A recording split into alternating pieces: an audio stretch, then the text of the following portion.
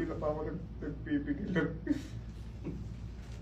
Tama ba na siya ay inaresto? Paano magiging legal kung hindi man lang nakita na dala-dala niya yung physical ng warrant of arrest? Bakit hindi yung head ng PCTC ang nagsasalita? At yung tao din na siyang dapat na nagbasa ng Miranda warnings sapagkat siyang nagsiserve ng warrant ay wala din. Sa aking palagay ay pilit nilang tinanggi. Ito yung Article 59. Which is? Ang isang tao na inaresto dito sa lugar, sa custodial estate. Ang custodial estate is Pilipinas. Korte ng ating bansa. Kumoy yung kanyang sinakyan at nang siya'y lumapag ay Pasay City, dapat sa RTC ng Quezon City, dinala ang Pangulong Duterte. Dapat dito muna sa hukuman natin. Ngayon, kung hindi dumaan sa RTC ng Pasay City sapagkat diniretso sa Villamor Air Base, korte ba ang Villamor Air Base? Hindi. Ano yun? Military base. Talagang abduction, kidnapping, interrelate. Sino ang nagdala sa kanya para dalhin siya sa Netherlands? Sino ba nagdala sa kanya? May nakita akong litrato eh. Ang inakala nila na PCTC, hindi siya Interpol.